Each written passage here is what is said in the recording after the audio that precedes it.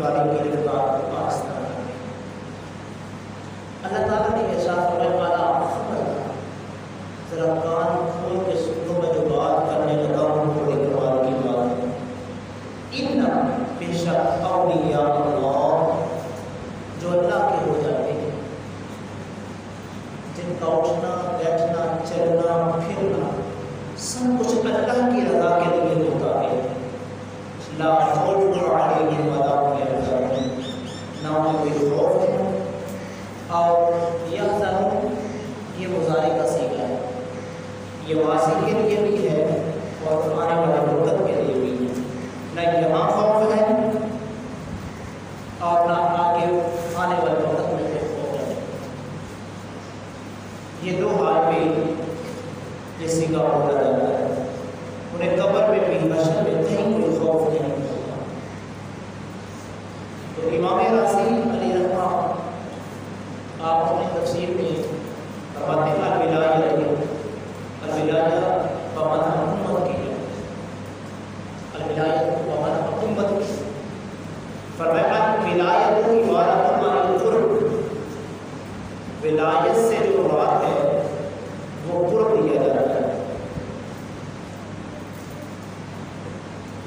یعنی جب اللہ کا ولی معرفت الہی میں مستغرق ہو جاتا ہے، اللہ کا ولی معرفت الہی میں مستغرق ہو جاتا ہے تو اس طرح قرب حاصل کر لیتا ہے کہ اللہ کے سوا اسے کوئی چیز اس کے دل میں اثر انداز نہیں ہوتی، اس کے دل میں کوئی اور چیز اثر انداز نہیں ہوتی، تو ایسی حالت میں وہ لا خوف علیہم ولا هم يحزنون کا مستحق ہو جائے گا، اس وقت لا خوف علیہم ولا هم يحزنون اس کا مستحق۔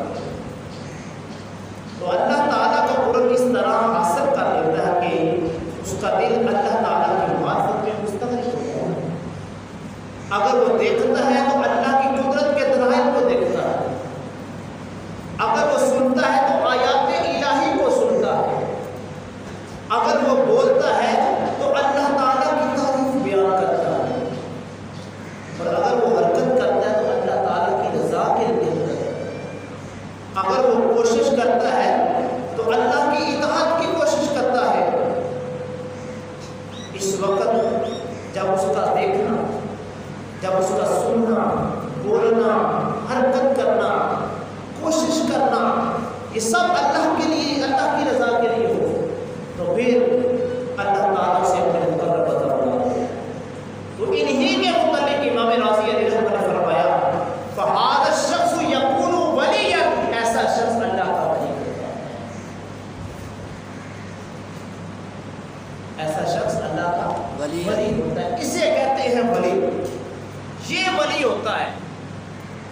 ہم نے شاید ولایت پتہ نہیں کیا سمجھ رکھتے ہیں، یہ ولایت بہت بڑا مقام ہے، اسے ولایت کہتے ہیں کہ جب اس کا چلنا پھرنا اٹھنا بیٹھنا سب کچھ اللہ کی رضا کے لیے، اللہ کے لیے ہو، اسے ولی کہتے ہیں۔ اگر ولی بمانا دوست یا محبت کرنے والا کیا جائے تو فرمایا وَهُوَ يَتَوَلَّى الصَّالِحِينَ، اور وہ نیکوں کو دوست رکھتا ہے، اللہ تعالیٰ نیکوں کو دوست رکھتا ہے۔ تو جو نیک ہو جاتے ہیں وہ اللہ کے دوست ہو جاتے ہیں، وہ اللہ کے یار ہو جاتے ہیں۔ تو جب اللہ کا یار کوئی بن جاتا ہے، جب اللہ کا کوئی دوست بن جاتا ہے، اس کے متعلق میرے آقا امام الانبیاء نے فرمایا ان اللہ اذا احب عبدا، کہ جب اللہ تعالیٰ کسی بندے سے محبت فرماتا ہے، دعا جبریل، تو جبریل علیہ السلام سے رب کائنات کہتے ہیں کہ تم ایسے کرو، فقال انی احب فلانا، میں فلاں سے محبت کرتا ہوں، فاحبہ، اے جبریل تو بھی ان سے محبت فرما، کہہ دو سبحان اللہ۔ کہ رب کائنات کہتے ہیں کہ اے جبریل میں فلاں سے پیار کرتا ہوں، تو بھی ان سے پیار فرما، فقال قال فیحبہ، پھر حضرت جبریل اس سے پیار فرماتے ہیں، اللہ اکبر، ثم ینادی فی السماء، پھر آسمان کے اندر جبریل ندا کر دیتے ہیں، جبرائیل آسمان میں یہ اعلان کرتے ہیں کیا؟ فَيَقُولُ إِنَّ اللَّهَ يُحِبُّ فُلَانًا، اللہ تعالیٰ فلاں سے محبت کرتے ہیں. فَأَحُبُّهُ، اے فرشتوں، اے سما والو، تم بھی سب اس سے محبت کرو. فَيُحِبُّهُ، پھر سارے کے سارے اہل السما، آسمان والے سارے کے سارے اس شخص سے پیار اور محبت شفقت شروع کر دیتے ہیں. ثُمَّ يُرْفَعُ لَهُ الْقُبُولُ فِي الْأَرْضِ، پھر زمین والے بھی اس سے پیار کرتے ہیں، زمین والے بھی اس سے محبت کرتے ہیں. آج حضور داتا علی حجویری سے لوگ پیار کرتے ہیں، اپنے لاکھوں روپے خرچ کرتے ہیں. یہ کیا وجہ ہے؟ حضور خواجہ معین الدین چشتی حجویری علیہ رحمہ پر لوگ اپنی جانوں کو نچھاور کرتے ہیں. اس کی کیا وجہ ہے؟ آج پیر میر علی شاہ کولا شریف، آپ ان سے پیار لوگ ان سے کرتے ہیں. اس کی کیا وجہ ہے؟ اس کی مین وجہ یہ ہے کہ انہوں نے اللہ سے پیار کیا ہے. پھر اللہ تعالیٰ نے دنیا والوں کی دلوں میں ان کی محبت پیدا کرتی ہے. تو عزیزان گرامی، اگر مانا لیا جائے جو لوگ اللہ تعالیٰ کے مقبول ہوتے ہیں ان کے متعلق میرے اللہ رب العالمین نے فرمایا انما ولیکم اللہ ورسولہ والذین آمنوا، تمہارے دوست نہیں مگر اللہ اور اس کے رسول اور ایمان والے. ایمان والے یہ اللہ کے دوست ہیں، اللہ کے یار ہیں. اللہ اکبر. تو کتنی کمال کی ہے کہ جو اللہ سے یاری فرما لیتا ہے. اور یاد فرمائیے میرے آقا امام الانبیاء نے فرمایا المرء مع من احب الیہ، دنیا میں جو جس سے پیار کرتا ہے حشر اس کا اسی کے ساتھ ہو. اللہ اکبر. قربان جائے ہم الحمدللہ نیک لوگوں سے پیار کرتے ہیں، ہم حضور داتا علی حجویری سے پیار کرتے ہیں، ہم خواجہ معین الدین چشتی حجویری سے پیار کرتے ہیں، ہم خواجہ حمید الدین سیالوی صاحب سے، خواجہ قمر الدین سیالوی سے پیار کرتے ہیں، ہم حضور تاجدار دیور شریف سے پیار کرتے ہیں.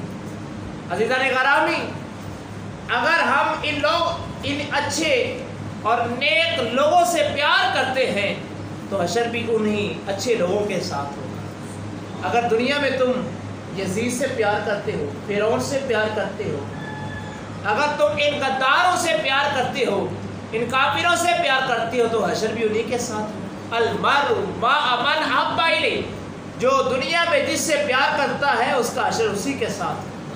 اور یاد رکھیے، یہ بات یاد رکھیے، قرآن مجید فرقان حمید میں ہے یوم یفر المرء من اخیہ وامہ وابیہ وصاحبتہ وبنیہ لکل امرئ منہم یومئذ شأن یغنیہ. ایک دن ایسا آئے گا، ایسا دن ہوگا ہر شخص دوسرے سے بھاگ رہا ہوگا، باپ بیٹے سے بھاگ رہا ہوگا، بیٹا باپ سے بھاگ رہا ہوگا، بہن ماں سے بھاگ رہی ہوگی، بیٹی ماں سے بھاگ رہی ہوگی، اور ماں بیٹی سے بھاگ رہی ہوگی. اللہ اکبر. سنیے قرآن، الاخلاء یومئذ بعضهم لبعض عدو، سب ایک دوسرے کے دشمن ہو جائیں گے الا المتقین، سوائے متقین کے. جو نیک لوگ ہیں وہ ایک دوسرے کے دشمن نہیں ہوں گے، جو اللہ والے ہیں وہ ایک دوسرے کے دشمن نہیں ہوں گے، باقی سارے کے سارے ایک دوسرے کے دشمن ہو جائیں گے. عزیزان گرامی، اگر ہم نے نیک لوگوں کے دامن کو تھام لیا، ہم نے ان کے دامن کو پکڑ لیا، تو کل یہ ہمیں ہمارا ہاتھ پکڑ کے ہمیں مصطفیٰ کی کچہری میں لے جائیں گے، حضور کے در پہ لے جائیں گے کہ یا رسول اللہ یہ وہ لوگ ہیں، ہمارا آپ کا پیغام ہم تک پہنچا اور ہم نے آپ کا پیغام ان لوگوں تک پہنچایا، اور یہ لوگ پھر ہمارے دامن کے ساتھ جڑے رہے، ایک پل بھی ہم سے دور نہیں جاتے تھے. ہم نے جو قرآن کی تفسیر انہیں بتائی، جو حدیث مصطفیٰ بتائی، اسی پر عمل پیرا تھے. انہوں نے پوری زندگی ہماری تابعہ داری کی ہے، دراصل آپ کی تابعہ داری کی ہے. حقیقت میں وہ اللہ کے خاص بندے بنے رہے ہیں، تو ہم اس کو آپ کی کچہری میں لے کے آئے ہیں، تو رب کائنات ان کو جنت عطا فرمائے گی. عزیزان گرامی، آج یہ پیغام ملتا ہے کہ اولیاء کے در پہ جاؤ، اس کا مقصد یہی ہے. آج یہ پیغام ملتا ہے کہ اولیاء کے قدموں میں بیٹھو، وہاں سے مصطفیٰ کے در کی خوشبو آتی ہے، وہاں سے کچھ اسباق ملتے ہیں، اور اسباق کی وجہ سے انسان جو ہے اللہ اور اس کے رسول کے ساتھ اس کا رشتہ مضبوط ہو جاتا ہے. وہاں سے اسے ایک فکر انگیز تقریر ملتی ہے، کچھ فکری باتیں اسے ملتی ہیں. جب اسے اس آستانے سے فکری باتیں ملتی ہیں وہ اپنی زندگی کو عشق مصطفیٰ کے اندر ڈال لیتا ہے. عزیزان گرامی، یہ تسلسل چلتا آ رہا ہے. نبی کریم صلی اللہ علیہ وسلم سے صحابہ کرام نے سنا، صحابہ کرام نے حضور سے سنا، صحابہ کرام نبی علیہ السلام سے سنا، تابعی نے صحابی سے سنا، تبا تابعی نے تابعی سے سنا. آگے پھر یہ تسلسل چلتا آج یہاں تک پہنچ رہا ہے.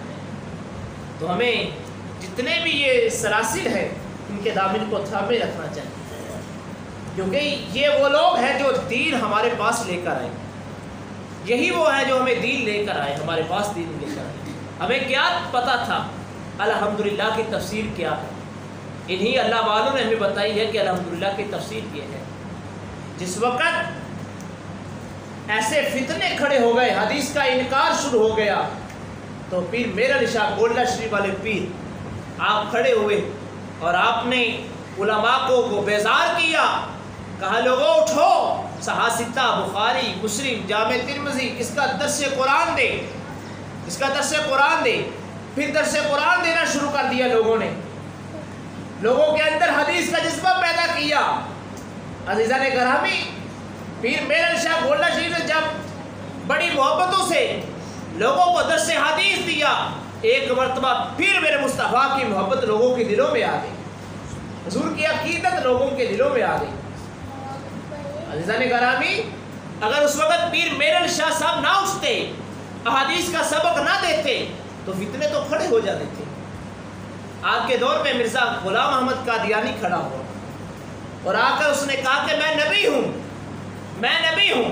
تو پیر میرن شاہ گولڈا شریف آپ نے پھر جواب دیا، ما کان محمد ابا احد من رجالکم ولکن رسول اللہ وخاتم النبیین. آپ نے فرمایا کہ میرے مصطفیٰ کا فرمان ہے لا نبی بعدی، حضور کے بعد کوئی دوسرا نبی نہیں، تو جھوٹا ہے، تو بدبخت ہے. عزیزان گرامی، آپ جو لوگ ہم اس لیے اللہ کے ولیوں کو مانتے ہیں، ان کے دامن کو اس لیے چھوتے ہیں، ہم اللہ کے ولیوں کے در پہ اس لیے جاتے ہیں کہ اگر اس وقت پیر میرن شاہ صاحب نہ اٹھتے، عزیزان گرامی بتائیے تو صحیح پھر کیا حال ہوتا. قادیانیوں نے چھا جانا تھا، ہر طرف قادیانی دھن تھی. حضور پھر پیر میرن شاہ گولڈا شریف آپ نے تحریک ختم نبوت کا بھی آغاز کیا، لوگوں کے دلوں میں انہیں بیزار لوگوں کو کیا اور انہیں بتایا لوگوں اٹھیے، میرے مصطفیٰ آخری نبی ہے، جس نبی کا تم کلمہ پڑھتے ہو وہ آخری نبی ہے، یہ جھوٹا ہے، یہ بدکار ہے، یہ فاسق ہے، یہ فاجر ہے، اس کے در پہ نہ جانا، تم اپنی آخری سانس تک در مصطفیٰ پہ کھڑے رہنا. عزیزان گرامی بتائیے اگر پیر میرن شاہ صاحب نہ کھڑے ہوتے تو پھر کیا حال ہونا تھا. آپ نے تاریخ ختم نبوت بھی شرح کی، آپ نے لوگوں کے دلوں میں مصطفیٰ کی محبت بھی پیدا کی. پھر آپ نے مدارس کو قائم کیا، آپ نے مدارس کو قائم کیا، لوگوں کو بیدار کیا کہ ہر گلی کے کونے پہ مدرسہ بنا دیں، اس مدرسے میں قرآن سکھایا جائے، احادیث مصطفیٰ سکھائے جائے. پھر مدارس کا آغاز ہوا، مدارس ماضی وجود کے اندر آئے، پھر لوگوں نے مدارس کی طرف توجہ دی، بے تحاشا مدارس بن گئے. اس مدارس کے اندر بچوں کو قرآن سکھایا جاتا، قرآن کی حدیث سکھائی جاتی. عزیزان گرامی، اگر پیر میرن شاہ صاحب نہ کھڑے ہوتے تو پھر دیکھنا کیا حال ہونا تھا، کہاں مدارس ہونا، وہ انگریزی کلچر یہاں موجود ہونا تھا، وہ سوسائٹی یہاں بن جانی تھی، لوگوں کے دلوں میں انگریز کی محبت پیدا ہونی تھی، نہ کہ مصطفیٰ کی محبت پیدا ہونی تھی. تو بتائیے تو صحیح، جس بزرگوں نے ہمیں یہ اتنا ہمارے لیے ہمدردیاں کی ہیں، ہماری رہنمائی کی ہے کہ ہم ان ولیوں کے در پہ نہ جائیں. تو یار اگر یہاں کوئی بڑا مارکا کر دے تو ہم اس کے در پہ بار بار جاتے ہیں، یار اس نے بڑا مارکا کیا ہے، اس نے بڑا کام پاکستان کے لیے کیا ہے، اور جس نے دین اسلام کے لیے کام کیا تو اس کی تربت بنا جائے. عزیزان گرامی، حضور داتا علی حجویری علیہ الرحمہ آپ کی زندگی دیکھیے، آپ نے پوری زندگی دین اسلام کے لیے اپنی جان کو قربان کیا. آپ کی کرامات کی طرف نہ جائیں، وہ ایک علیحدہ چیپٹر ہے.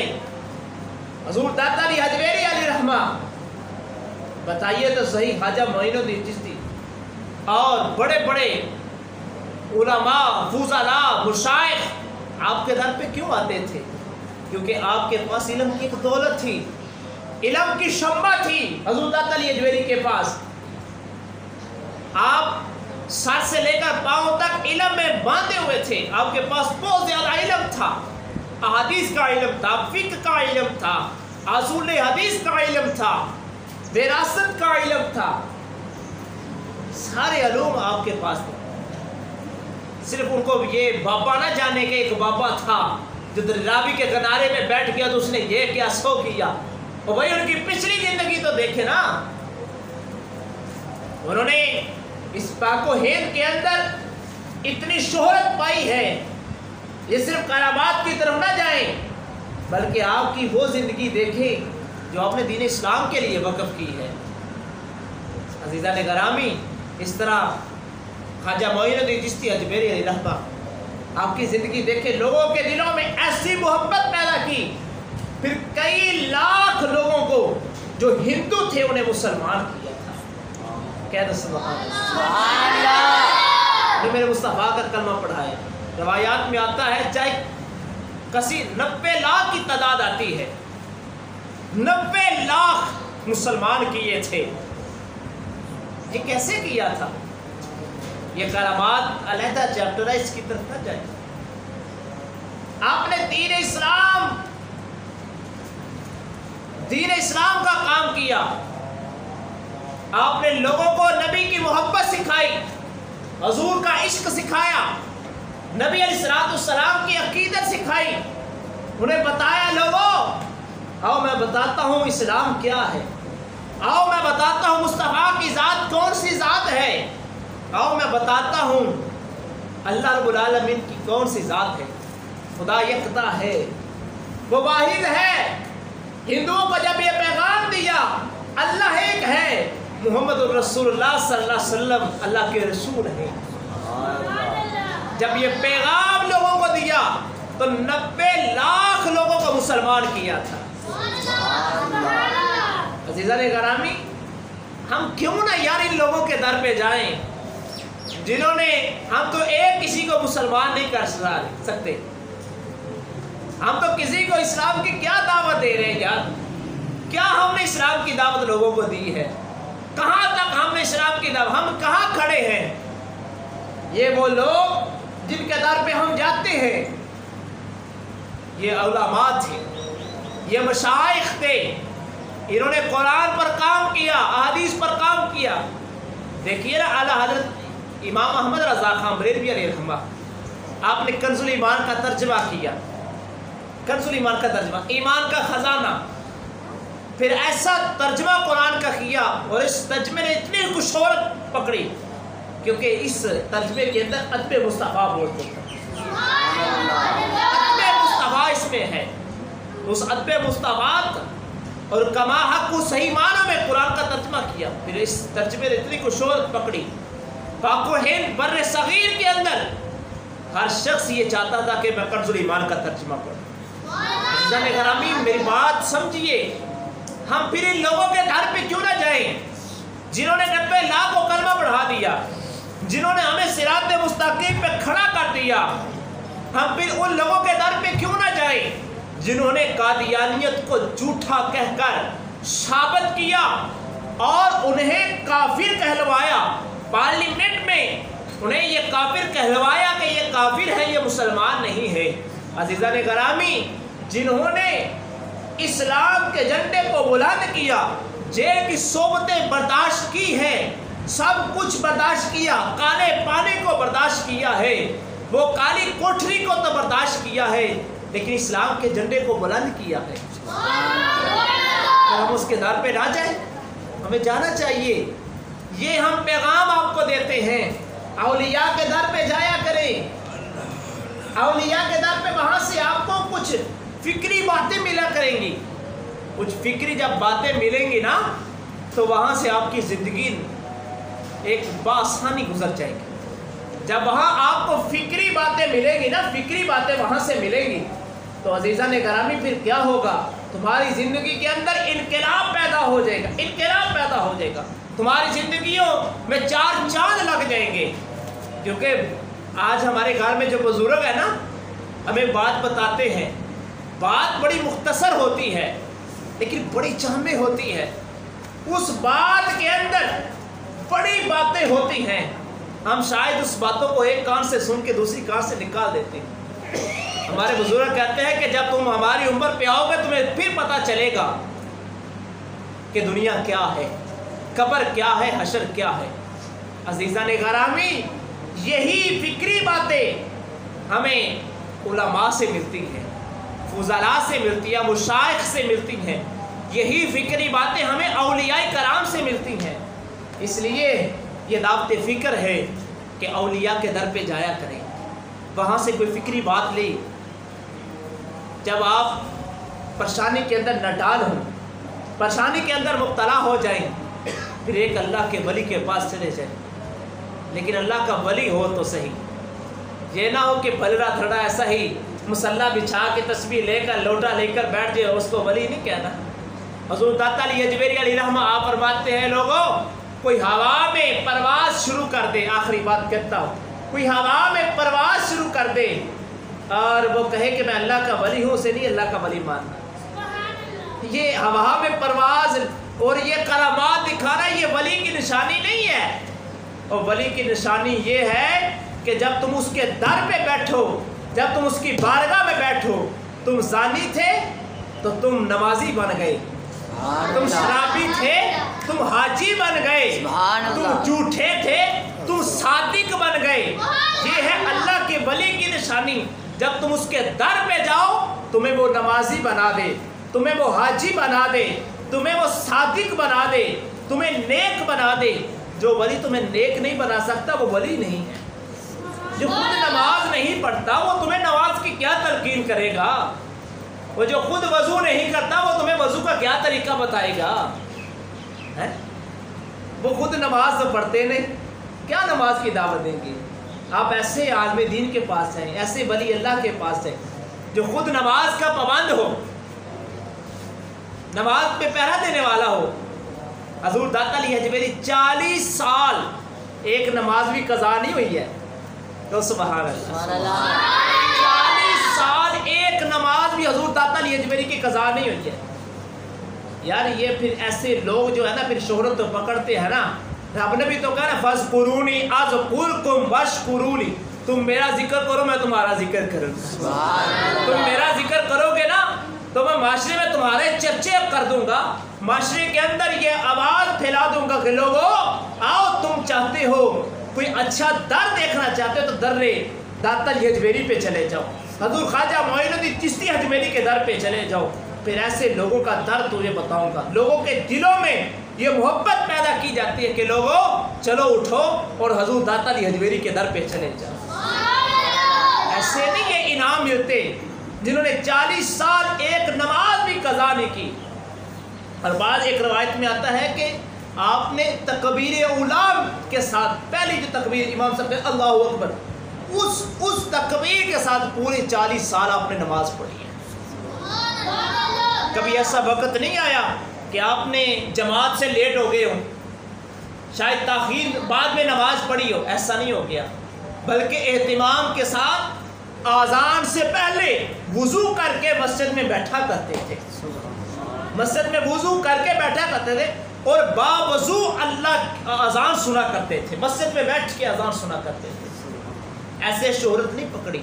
عزیزان گرامی، میں آپ سے یہ آخر میں یہ سوال کرتا ہوں، بتائیے ذرا ایمانداری سے، آپ عقل والے ہیں، آپ شعور والے ہیں، آپ باسمجھ لوگ ہیں، جس بزرگ نے قادیانیوں کو جھوٹا کہا اور کھڑے ہو کر جیل کی صحبتیں تو برداشت کی ہیں، ایک پل پیچھے نہیں ہٹے، کیا اس بزرگ کے در پہ نہیں جانا چاہیے؟ اگر وہ بزرگ نہ اٹھتے تو قادیانیوں نے چھا جانا تھا۔ وہ حضور پیر میر علی شاہ تھے، حضور داتا علی اجمیری علیہ رحمہ، جنہوں نے اسلام آپ کے دور میں ہندو کثرت تعداد میں تھے، یہ بر صغیر پاک و ہند تھا، اس وقت ہندوؤں کی کثرت تھی، اس وقت اسلام کی بات کرنا بھی بڑا مشکل تھا۔ آج تو بڑا آسانی کے ساتھ آپ اسلام کی باتیں کرتے ہو نا، اس وقت تو بڑا مشکل کام تھا اسلام کی بات کرنا۔ تو حضور داتا علی اجمیری نے ہندوؤں کے سامنے کھڑے ہو کر آنکھوں میں آنکھیں ڈال کر اسلام کی بات کی ہے، اسلام کے جھنڈے کو بلند کیا ہے۔ بتاؤ تو صحیح، اس مرد مجاہد نے آنکھوں میں آنکھیں ڈال کر ہندوؤں کے سامنے باتیں کی ہیں، بتائیے اس در پہ جانا چاہیے کہ نہیں؟ عزیزان گرامی، پھر ان در پہ جانا چاہیے، وہاں سے ہمیں فکری باتیں ملیں گی۔ جب وہاں جائیں گے، وہاں بیٹھے ہوئے لوگ ہمیں بتائیں گے یہ بزرگ یہ تھے، انہوں نے اپنی زندگی میں ایسا انقلاب برپا کیا تھا۔ جب ہم ان کی زندگی کو پڑھیں گے، ہمارے اندر بھی شوق پیدا ہوگا۔ آخری بات سن لیں، آج اس معاشرے کے اندر ارطغرل غازی ڈرامہ چل رہا ہے، بڑا شور و غل سے چل رہا ہے، اور میں دیکھتا ہوں معاشرے کے اندر ہمارے بچے ارطغرل غازی بننا چاہتے ہیں۔ میں بڑا حیران ہوا، ایک دن کچھ لوگوں کو بچوں کو دیکھا، وہ لکڑی کی تلواریں بنائی ہوئی ہیں، اس انداز میں وہ بیٹھے ہوئے ہیں۔ میں نے پوچھا یہ کیا ہے؟ کہتے ہیں ہم ارطغرل غازی ہیں، فلاں فلاں یہ لوگ۔ میں نے سوچا کہ یار اگر لوگ ارطغرل غازی ڈرامہ دیکھیں تو ارطغرل غازی بننے کا شوق پیدا ہوتا ہے۔ اگر ایسے ہی ہم ولی اللہ کے در پہ بیٹھے، ہم علماء کے پاس بیٹھیں، وہاں سے مصطفیٰ کی باتیں سیکھیں، وہاں سے مصطفیٰ کی شان سنیں، وہاں صحابہ کی شان سنیں، وہاں تابعی کی شان سنیں، کیا ہمارے اندر وہ صحابہ کی جذبہ پیدا نہیں ہوگا؟ اگر ڈرامہ دیکھنے سے ارطغرل کا یہ سکیچ ملتا ہے کہ میں ارطغرل بننا چاہتا ہوں، ڈرامہ دیکھنے سے ملا نا، ڈرامہ دیکھنے سے اس کے دل میں یہ شوق پیدا